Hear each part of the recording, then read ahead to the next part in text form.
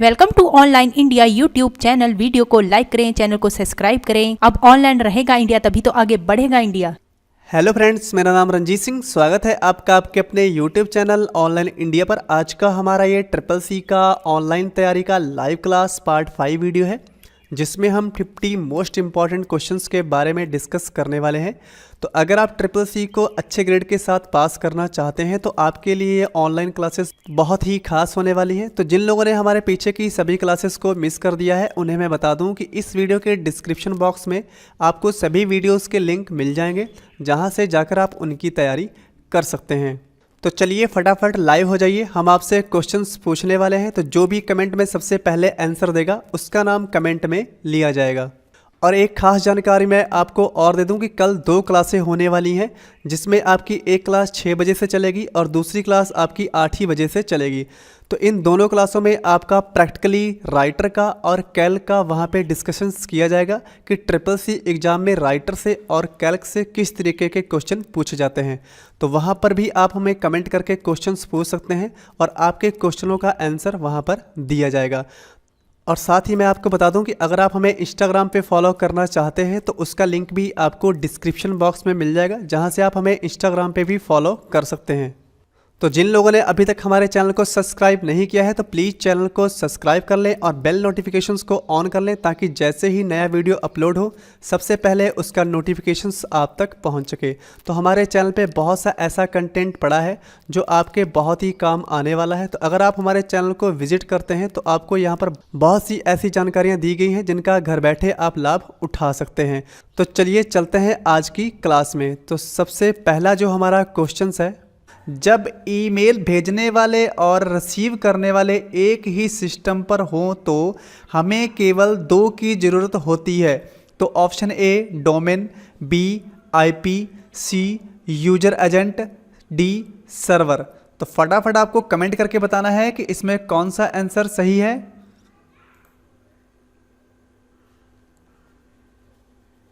तो इसका सही आंसर है सी यूजर एजेंट। अगला क्वेश्चन है, एक ईमेल एड्रेस एंड यूआरएल 2 अलग अलग चीजें हैं। तो option A false, B true.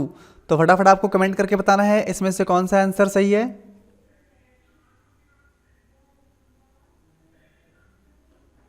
तो इसका सही आंसर है बी ट्रू।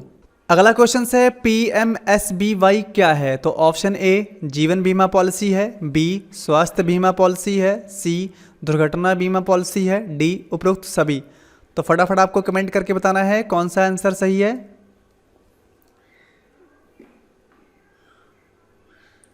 तो इसका सी आंसर सही है, दुर्घटना बीमा पॉलिसी। तो जो हमारी पीएमएसबीवाई योजना है, इसका पूरा नाम होता है प्रधानमंत्री सुरक्षा बीमा योजना।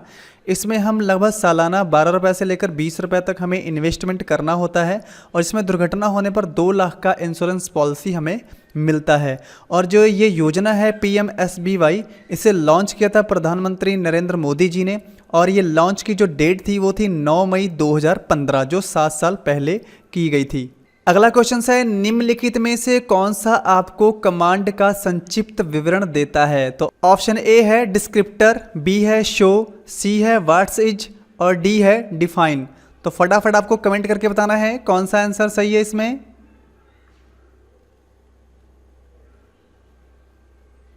तो इसका सी आंसर सही है, व्हाट इज। अगला क्वेश्चन है, इथरनेट एड्रेस कितने बाइट्स का होता है। Option A 3, B 4, C 6, D 5। तो फटाफट कमेंट करके आंसर दीजिए कौन सा ऑप्शन सही है इसमें।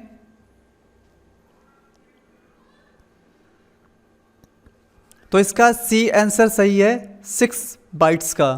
और अगर यही क्वेश्चन आपका पूछा जाए कि इथरनेट एड्रेस जो होता है वो कितने बिट्स का होता है, तो यहाँ पर आपको वहाँ पर आंसर देना है 48 बिट्स का, क्योंकि 8 बिट बराबर 1 बाइट्स होती है। तो इस तरीके से 8 × 6 यानी कि 8 × 48 बिट्स लंबा होता है।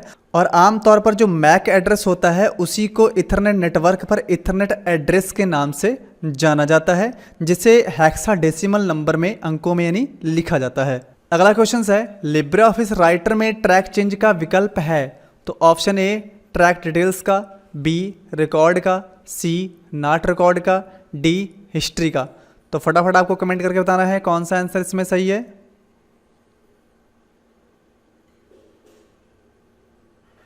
तो इसका सही आंसर है बी, रिकॉर्ड का।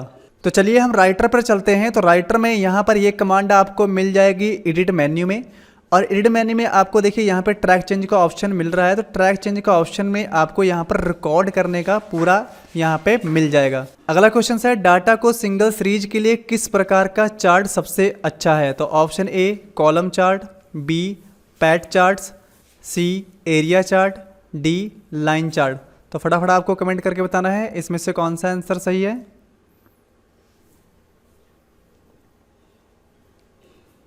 तो इसका सही आंसर है ए, कॉलम चार्ट।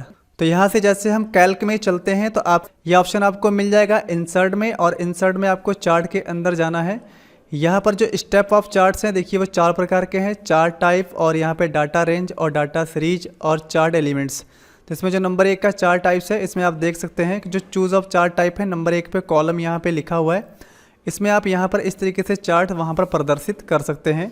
तो चार्ट टाइप जो होते हैं वो 10 प्रकार के होते हैं। यहाँ पर आप देख सकते हैं bar, pie, area, line, X Y, bubbles, net, stock और कॉलम्स लाइन।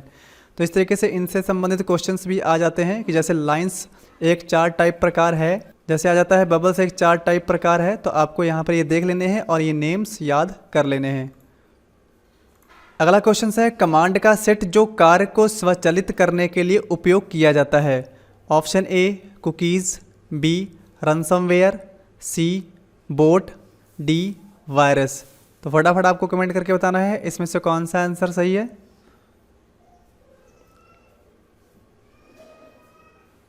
तो इसका सही आंसर है सी, बॉट। तो जो बॉट होता है इसका फुल फॉर्म होता है बिल्ड ऑपरेट ट्रांसफ़र।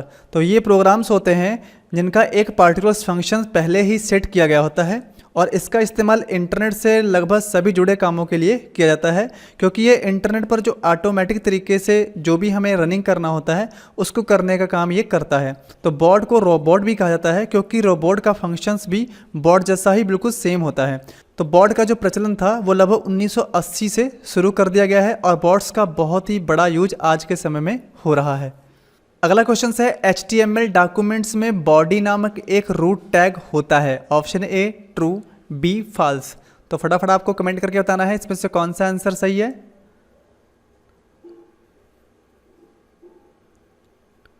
तो इसका सही आंसर है बी फॉल्स। तो HTML डॉक्यूमेंट्स में बॉडी नामक एक रूट्स टैग नहीं होता है। अगला क्वेश्चन है, FSF जिसका पूरा नाम है फ्री सॉफ्टवेयर फाउंडेशन, इनके संस्थापक कौन है? तो option A Linux Torvald Linux, B option है डेनिस रिचे जो यूनिक्स से हैं, C Richard Stallman, D Ken Thompson Unix.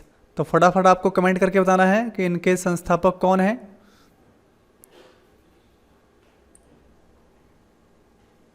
तो इसका सी आंसर सही है, रिचर्ड स्टॉलमैन।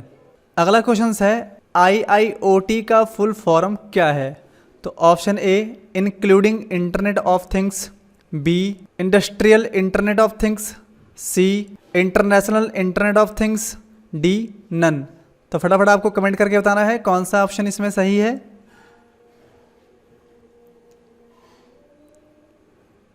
तो इसका बी आंसर सही है, इंडस्ट्रियल इंटरनेट ऑफ थिंग्स। अगला क्वेश्चन है, CVI GIL ऐप संबंधित है। तो ऑप्शन ए विजिलेंस से, बी इलेक्शन कमीशन से, सी सिक्योरिटी से, डी ई गवर्नेंस से। तो फटाफट आपको कमेंट करके बताना है कौन सा आंसर सही है इसमें।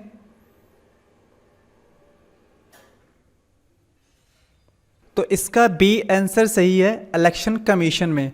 तो जो सिविजिल ऐप्स है इसको अगर मोबाइल में आप इंस्टॉलेशन कर लेते हैं तो आप अपने वोटर आईडी कार्ड का करेक्शन करना या उसे डाउनलोड करना, ऐसी बहुत सारी चीज़ें हैं जो आप इस ऐप्स की मदद से कर सकते हैं। अगला क्वेश्चन है, विखंडन करते समय रिसेंबली पर क्या किया जाता है? Option A router, B final decision, C next hope, D sures. तो फटाफट आपको कमेंट करके बताना है कौन सा आंसर सही है।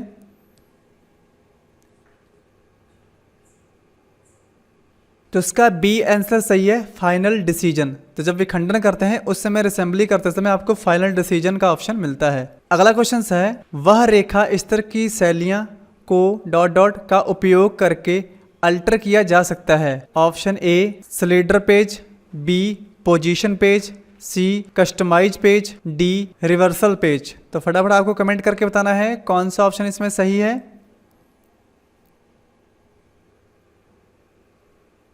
तो इसका सही आंसर है सी कस्टमाइज पेज। अगला क्वेश्चन है प्रेजेंटेशन स्लाइड्स को देखने की अनुमति नहीं देता है। Option A beginnings, B current slides, C custom slide show, D end slides. तो फटाफट आपको कमेंट करके बताना है कौन सा आंसर इसमें सही है।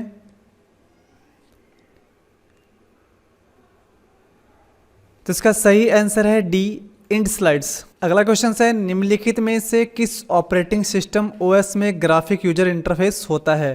तो option A ultra, B Linux, C Unix, D DOS disk operating system. तो फटाफट आपको कमेंट करके बताना है कौन सा आंसर इसमें सही है।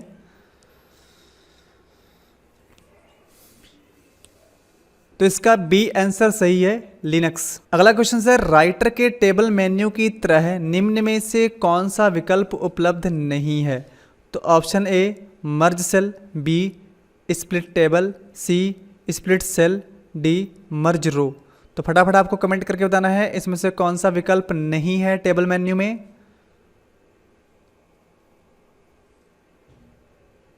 तो इसका सही आंसर है डी मर्ज रो। जैसे कि यहाँ पर हम इम्प्रेस में चलते हैं और यहाँ पर टेबल में चलते हैं, तो देखिए यहाँ पर आपको insert, delete, select, merge cell, split cell, merge table, split table ये ऑप्शन मिल रहे हैं, लेकिन स्प्लिट रो का यहाँ पर कोई भी ऑप्शन आपको नहीं मिलेगा। तो इस तरीके से ये वाला ऑप्शन इसमें सही है जो नहीं होता है टेबल मेन्यू में। अगला क्वेश्चन है कौन सी क्रियात्मक सूचना क्यूआर कोड की संरचना का हिस्सा नहीं है। तो option A error correction, B version, C transactions, D format. तो फटाफट आपको कमेंट करके बताना है कौन सा ऑप्शन इसमें सही है।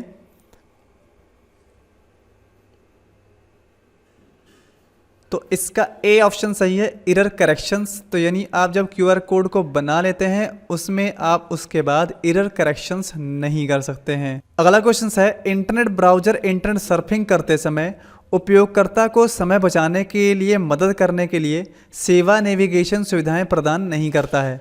तो option A true, B false. तो आपको फटाफट कमेंट करके बताना है कौन सा ऑप्शन सही है।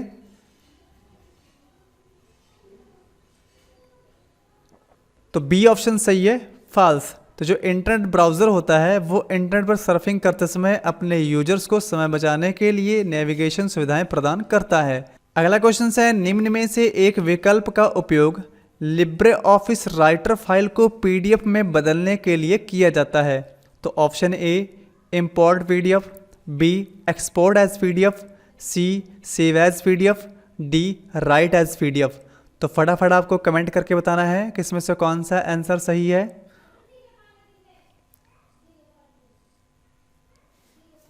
तो इसका सही आंसर है बी एक्सपोर्ट एज पीडीएफ। तो जैसे आप राइटर पे होते हैं तो यहाँ पर फाइल में जाते हैं और यहाँ पर आपको एक्सपोर्ट एज का मिल जाएगा ऑप्शन। इसके अंदर अगर आप जाएंगे तो यहाँ पर आपको एक्सपोर्ट एज पीडीएफ, यहाँ पर आपको पीडीएफ बनाने का ऑप्शन मिल जाता है और ये आपके फाइल मेन्यू में है। इस तरीके से भी क्वेश्चन हो सकता है। अगर आपसे क्वेश्चन पूछा है कि किस टूल बार्स में होता है तो यहाँ पर भी आपको ध्यान रखना है। तो ये हमारे स्टैंडर्ड टूल बार में यहाँ पर ऑप्शन होता है एक्सपोर्ट डायरेक्टली एज पीडीएफ। तो इस चीज़ का भी आपको ध्यान रखना है।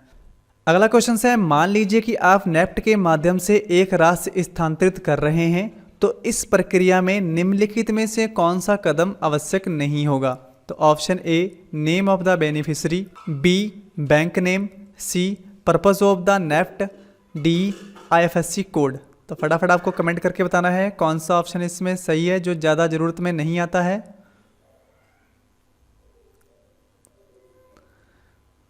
तो इसका सही आंसर है बी बैंक नेम।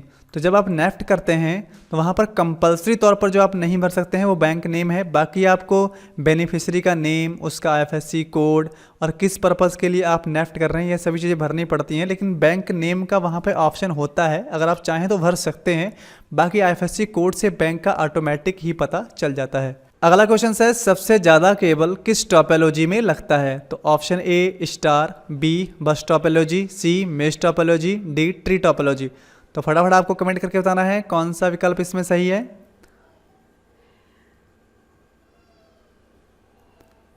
तो इसका सही आंसर है सी, मेश टोपोलॉजी। तो जैसा कि आप जानते हैं कि मेश जिस प्रकार का शेप मेश का होता है, षटकोण का, तो उस तरीके से उसमें केबलें लगती हैं, इस भुजा से उस भुजा, उस भुजा से उस भुजा, तो वहाँ पर ज़्यादा केबलें लगानी पड़ती हैं।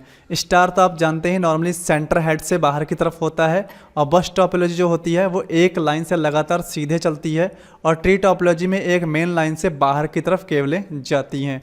लेकिन जो मेश टोपोलॉजी होती है उसमें हर सिस्टम से दूसरे सिस्टम को, दूसरे सिस्टम से तीसरे सिस्टम को, इस तरीके से षटकोण के तरीके से वहाँ पर केबलों की ज़रूरत होती है, तो वहाँ पर ज़्यादा केबल्स लगती हैं। अगला क्वेश्चन है आरपीए उपकरण कौन सा है? तो option A Blue Prism, B Automation Anywhere, C Hadoop, D UiPath. तो फटाफट आपको कमेंट करके बताना है कौन सा आंसर सही है।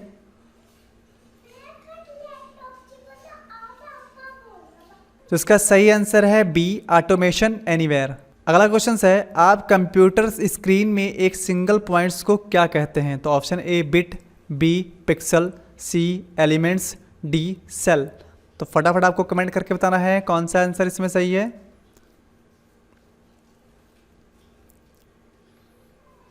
तो इसका सही आंसर है बी पिक्सल। तो जब स्क्रीन में जितने ज़्यादा पिक्सल्स ऑफ पॉइंट्स होते हैं कंप्यूटर की, उतनी ही स्क्रीन ज़्यादा एचडी क्वालिटी में दिखाई पड़ती है। अगला क्वेश्चन है less than be greater than tag किसके लिए उपयोग किया जाता है? तो ऑप्शन ए ब्रेक पैराग्राफ्स के लिए, बी ब्रेक लाइन के लिए, सी बोल्ड टेक्स्ट के लिए, डी नन। तो फटाफट आपको कमेंट करके बताना है कौन सा आंसर इसमें सही है।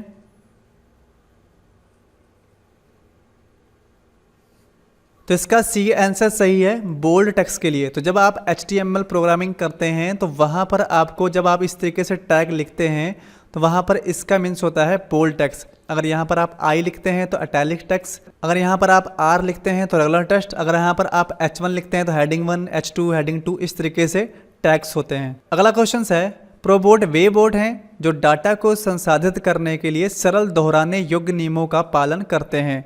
Option A true, B false. तो फटाफट आपको कमेंट करना है कौन सा आंसर इसमें सही है।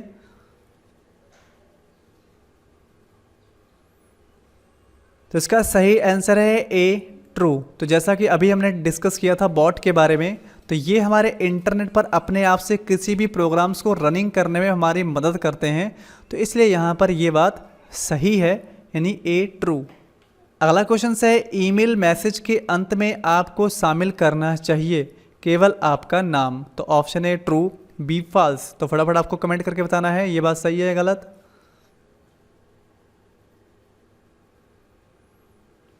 तो इसका बी आंसर सही है, फॉल्स। तो जब आप ईमेल मैसेज लिखते हैं तो उसके अंत में आप सिर्फ अपना नाम ही नहीं, अपना address, contact number, email ID सब कुछ वहाँ पे लिख सकते हैं, ताकि अगर आपसे कोई दिक्कत है या आपसे कोई कांटेक्ट करना चाहता है तो आपको ईमेल या मैसेज कर सके। अगला क्वेश्चन है फॉन्ट स्पेसिंग में निम्नलिखित में से कौन सा उपलब्ध नहीं है? तो option A loosely, B expanded, C condenser, D normal. तो फटाफट आपको कमेंट करना है और बताना है कौन सा ऑप्शन सही है इसमें।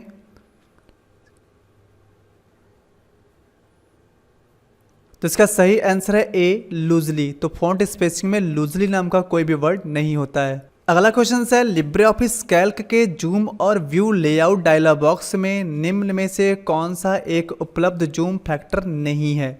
तो ऑप्शन ए है फिट विथेड, ऑप्शन बी है ऑप्टिमल, सी है सिलेक्शंस, डी है फिट विथेड एंड हाइट। तो फटाफट आपको कमेंट करके बताना है कौन सा ऑप्शन इसमें सही है।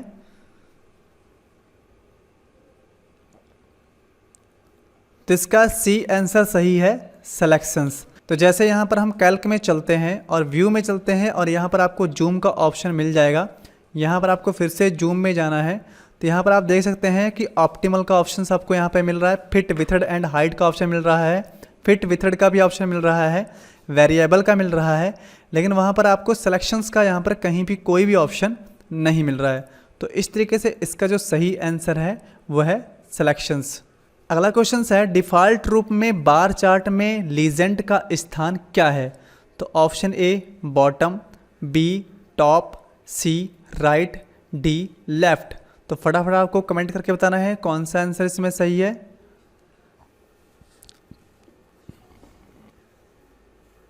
तो इसका सही आंसर है सी राइट साइड। तो चलिए इसको समझने के लिए हम यहाँ पे राइटर पे चलते हैं। तो राइटर पे आ जाते हैं और यहाँ पर चलते हैं इंसर्ट में, और इंसर्ट में आपको पहले यहाँ पे चार्ट लगा लेना है। तो यहाँ पर आप देख रहे हैं तो यहाँ पर एक ऑप्शन आपको मिल रहा है लीजेंड का। तो यहाँ से आप फिलहाल लीजेंड को ऑन ऑफ कर सकते हैं, और लीजेंड इनको कहते हैं, ये देख रहे कॉलम 1, कॉलम 2, कॉलम 3। तो ये जो यहाँ पे दिख रहे हैं ना साइड में कि कॉलम 1 का कलर कौन सा होगा, कॉलम 2 का कलर कौन सा होगा, कॉलम 3 का कलर कौन सा होगा, तो इन्हीं को लीजेंड बोलते हैं। तो ये ऑटोमेटिकली तरीके से हमेशा राइट साइड रहते हैं। देखिए चार्ट इधर है लेफ्ट साइड, और ये लीजेंड जो दिख रहा है ये हमेशा बाय डिफ़ॉल्ट राइट साइड दिखता है। बाद में इसकी पोजीशन अगर आप चाहें तो चेंज कर सकते हैं। तो अगला क्वेश्चन है, विंडोज़ मशीन में किसी भी फोल्डर फाइल को खोलने के लिए ... शॉर्टकट मेन्यू विकल्प द्वारा बनाया जा सकता है। तो option A create shortcut, B manage shortcut, C change shortcut, D make shortcut. तो फटाफट आपको कमेंट करके बताना है कौन सा ऑप्शन इसमें सही है।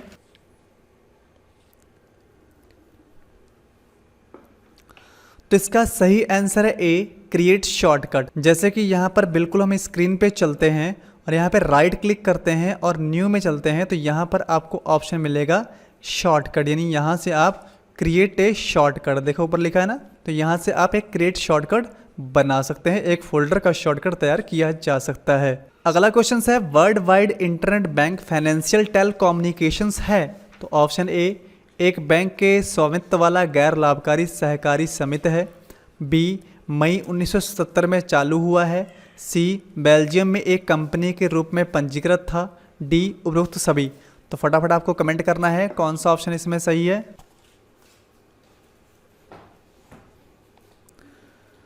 तो इसका डी आंसर सही है, उपरोक्त सभी। अगला क्वेश्चन है, पीसी को कोल्ड बूट करने के लिए किस डिस्क का उपयोग किया जाता है। तो option A diagnostic disk, B program disk, C setup disk, D system disk. तो फटाफट आपको कमेंट करके बताना है कौन सा ऑप्शन इसमें सही है।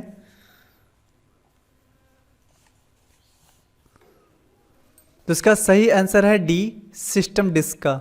अगला क्वेश्चन है, जब हम टेक्स्ट को ऑटो लेआउट टेक्स्ट बॉक्स में डालते हैं तो उसमें पूर्व निर्धारित विशेषताओं में स्वरूपित किया जाता है जिसे कहते हैं। तो option A format, B layout, C visual, D style. तो फटाफट आपको कमेंट करके बताना है कौन सा आंसर इसमें सही है।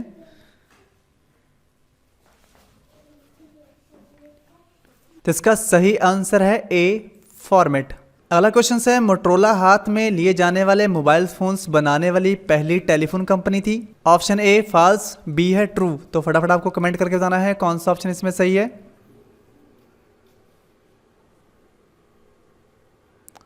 तो इसका सही आंसर है बी ट्रू।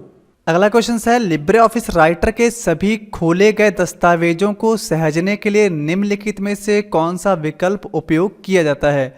तो option A save, B save a copy, C save as, D save all. तो फटाफट आपको कमेंट करके बताना है कौन सा आंसर इसमें सही है।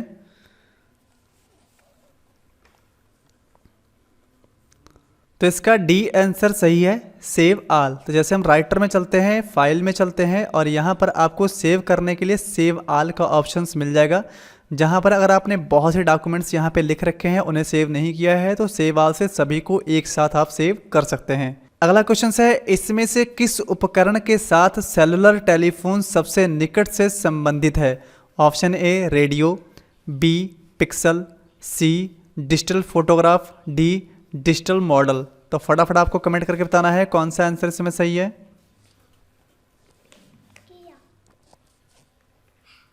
तो इसका सही आंसर है ए रेडियो। अगला क्वेश्चन है, आप किसी वेबसाइट की सुरक्षा प्रमाण पत्र को कैसे ढूंढ सकते हैं। ऑप्शन ए ऑनलाइन सर्च करके, बी पैडलॉक आइकॉन पर क्लिक करके, सी ईमेल द्वारा उससे संपर्क करके, डी सभी। तो फटाफट आपको कमेंट करके बताना है कौन सा ऑप्शन इसमें सही है।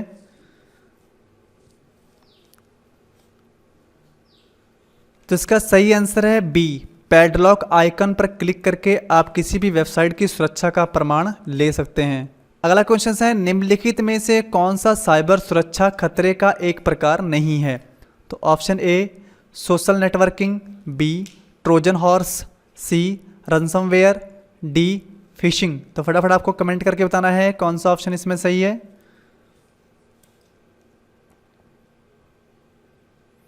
तो इसका सही आंसर है ए, सोशल नेटवर्किंग। बाकी तो हमारे सभी वायरसों के नाम ही यहाँ पे लिखे हुए हैं। अगला क्वेश्चन है, कंप्यूटर स्पीकर पर बजाया जा रहा एक गाना है। ऑप्शन ए हार्ड आउटपुट है, बी सॉफ्ट आउटपुट है, C hard and soft output both दोनों है, D not hard out not soft out.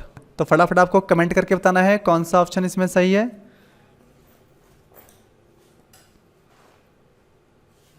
तो इसका सही आंसर है बी, सॉफ्ट आउटपुट, क्योंकि वहाँ पर आप बाहर की तरफ आवाज़ तो सुन सकते हैं लेकिन उसे गाने को पकड़ नहीं सकते हैं हाथ में। और जो ए ऑप्शन है हार्ड आउटपुट, ये हमारा प्रिंटर का होता है, क्योंकि इसमें जब आप प्रिंट आउट से पेज को बाहर निकाल लेते हैं तो आप उसे हाथ में भी पकड़ सकते हैं। तो ये हार्ड आउटपुट होता है। और सॉफ्ट आउटपुट वो होता है जिसे आप पकड़ तो नहीं सकते हैं लेकिन बाहर की तरफ सुन सकते हैं, जैसे कि स्पीकर द्वारा बजने वाला एक गाना। अगला क्वेश्चन है, प्राथमिक भंडारण जिसे कहते हैं प्राइमरी स्टोरेज मेमोरी, कंप्यूटर का हिस्सा है जो अस्थायी रूप से यानी कि टेम्परेरी प्रोग्राम्स, इंस्ट्रक्शंस और निर्देशों द्वारा उपयोग किए जा रहे डाटा को स्टोर करता है। तो ऑप्शन ए है ट्रू, बी है फॉल्स। तो फटाफट आपको कमेंट करके बताना है सही है या गलत।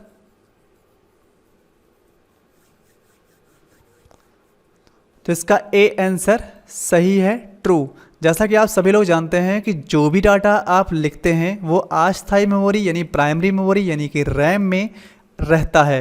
यानी कि जो भी हम इंस्ट्रक्शंस, निर्देश जो भी कुछ देते हैं वो रैम पर लगातार काम करते रहते हैं और स्टोर होते रहते हैं। लेकिन जब उसे हम अस्थायी रूप से उसे रोक देते हैं या कह लो सेव कर देते हैं, तब वो हमारा सेकेंडरी मेमोरी यानी कि हार्ड डिस्क में जाकर सेव हो जाता है।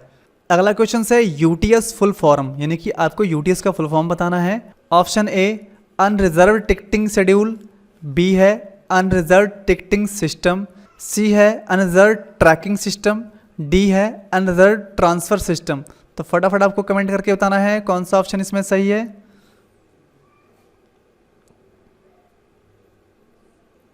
तो इसका सही आंसर है बी, अनरिजर्व टिकटिंग सिस्टम। तो जो यूटीएस होता है, जैसा कि आप जान गए हैं, इसका पूरा नाम होता है अनरिजर्व टिकटिंग बुकिंग। और इस नाम का एक ऐप्स भी बनाया गया है जिसका इस्तेमाल साधारण रेल टिकट, प्लेटफॉर्म टिकट और सीजनल टिकट बुक करने के लिए किया जाता है। तो जर्नल टिकट बुकिंग काउंटर पर बढ़ती हुई भीड़ जो हो रही है आजकल के समय में, आम आदमी को सुविधा प्रदान करने के लिए भारतीय रेल ने एक ऐप जारी किया था 2018 में। तो उस समय यूटीएस ऐप्स लॉन्च किया गया था जिससे आप अपने घर से ही प्लेटफॉर्म टिकट या कह लो रेल टिकट या कह लो आप तत्काल टिकट आदि को बुक कर सकते हैं। अगला क्वेश्चन है, उपयोगकर्ता कर्नल के ऊपर समर्पित है और बिना प्रतिबंध किए जाता है। तो option A operating system, B kernel support, C registers, D memory. तो फटाफट आपको कमेंट करके बताना है कौन सा ऑप्शन इसमें सही है।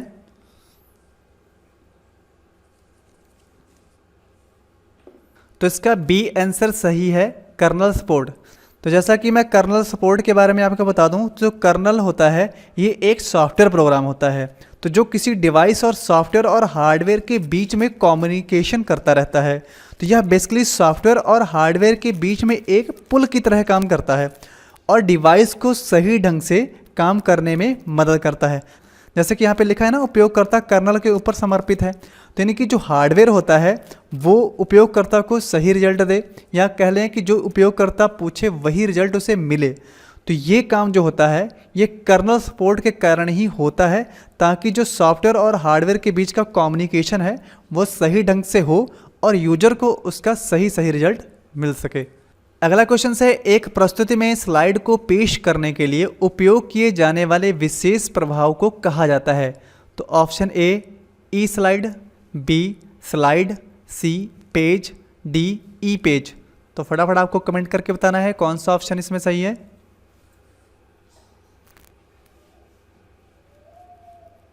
तो इसका सही आंसर है बी स्लाइड। तो आप सभी जानते हैं कि इम्प्रेस पर या पावर पॉइंट पर जो भी आप बनाते हैं उसका प्रभाव इस स्लाइड की मदद से ही आप, या इस स्लाइड में ही उसे बनाकर ट्रांजैक्शन या एनिमेशन की मदद से आप उसे देख सकते हैं।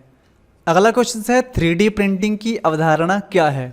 तो ऑप्शन ए भौतिक वस्तुओं से डिजिटल फाइलें बनाना, बी डिजिटल फाइलों से भौतिक वस्तुओं का निर्माण करना, सी ऊपर के दोनों ये सही हैं, डी इनमें से कोई सही नहीं है। तो फटाफट आपको कमेंट करके बताना है।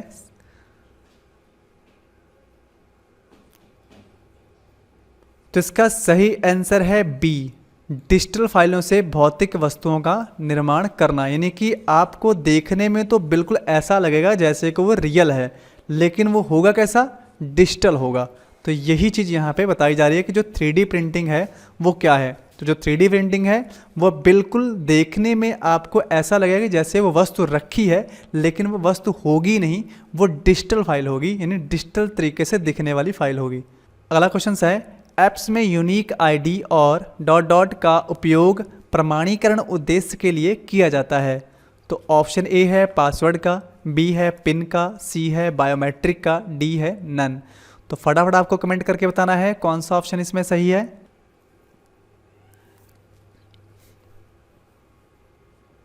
तो इसका सही आंसर है सी, बायोमेट्रिक का। तो जैसे आप जानते हैं कि AEPS का मतलब होता है आधार एनेबल पेमेंट सिस्टम। तो इसमें यूनिक आईडी हो गया हमारा आधार नंबर। अगर आप उसका उपयोग कर रहे हैं तो प्रमाणीकरण करने के लिए आपको अपने फिंगरप्रिंट का बायोमेट्रिक देना ही होगा, तभी आप वहां पर कुछ कर पाएंगे। अगला क्वेश्चन है, डिजिटल डिवाइस का उदाहरण है। तो option A automobile speed meter, option B 2 हाथों से देखना, सी डिजिटल घड़ी, डी ऊपर के सभी। तो फटाफट आपको कमेंट करके बताना है कौन सा ऑप्शन इसमें सही है।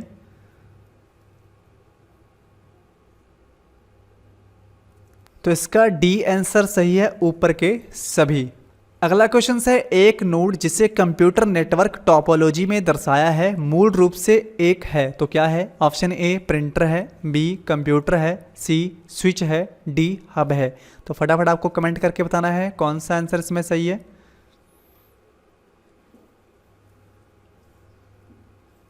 तो इसका बी आंसर सही है, कंप्यूटर। तो आप कंप्यूटर नेटवर्क टोपोलॉजी से अगर किसी नोड से दूसरा नोड जोड़ रहे हैं तो वहाँ पर एक कंप्यूटर से आप दूसरे कंप्यूटर को ही जोड़ते हैं। तो इसका बी आंसर सही है, कंप्यूटर। अगला क्वेश्चन है, insert table auto fit behaviours में कौन सा विकल्प उपलब्ध नहीं है। तो option A auto fit to contents, B auto fit to columns, C auto fit to windows, D fix column width.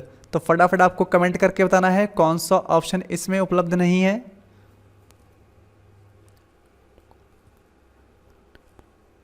तो इसका बी आंसर सही है, ऑटो फिट टू कॉलम।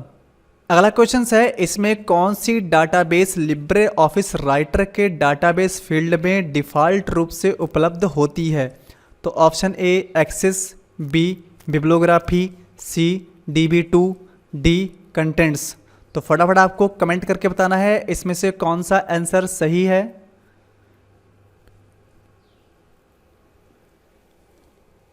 तो इसका बी आंसर सही है, बिब्लियोग्राफी। तो जैसे हम यहाँ पे राइटर पे चलते हैं और यहाँ पर हम आते हैं व्यू में, और व्यू में आपको आना है डाटा सोर्सेस में, जिसका शॉर्टकट होता है Ctrl+Shift+F4। इसके ऊपर क्लिक कर देते हैं तो यहाँ पर आपको बिब्लियोग्राफी का ऑप्शन मिल जाता है, जिसके अंदर आपको क्वेरीज और टेबल्स बनाने के बहुत से अंदर ऑप्शंस मिल जाते हैं। तो यहाँ पर हम कह सकते हैं कि इसका बिब्लियोग्राफी ऑप्शंस सही है। तो कल की क्लास में पूछा गया था कि एक रो की हाइट क्या होती है और कॉलम की विथेड क्या होती है। तो जैसे यहाँ पर हम चलते हैं कैल्क में, और कैल्क में आपको यहाँ पर इस तरह का सिंबल दिखाई पड़ेगा। तो यहाँ पे क्लिक करते हैं और यहाँ पर आपको रो की हाइट के ऊपर क्लिक करना है। तो यहाँ पर आप देख सकते हैं कि बाय डिफ़ॉल्ट जो रो की हाइट होती है वो होती है 0.18, और जो कॉलम्स की विथड होती है यहाँ पे क्लिक करते हैं और कॉलम की विथड के ऊपर क्लिक करते हैं और यहाँ पे इसकी विथड होती है बाय डिफ़ॉल्ट 0.89 यानी कि 0.89। तो आज की क्लास में हमने डिस्कस किए हैं 50 मोस्ट इम्पॉर्टेंट क्वेश्चन। तो आज की क्लास में इतना ही। अगर आपकी आज की क्लास में कोई आपको डाउट है या कोई क्वेश्चंस है तो आप उसे कमेंट में लिख सकते हैं, उसका जवाब आपको नेक्स्ट क्लास में दे दिया जाएगा। अगर आपको आज की क्लास अच्छी लगी हो तो कमेंट करके ज़रूर लिखिएगा, और आप इसी तरीके से हमारे साथ लाइव क्लास में जुड़े रहिए। तो कल की क्लास में फिर से 50 मोस्ट इंपॉर्टेंट क्वेश्चंस के बारे में डिस्कस करेंगे। तो मिलते हैं नेक्स्ट क्लास में, तब तक के लिए गुड बाय, टेक केयर, जय हिंद।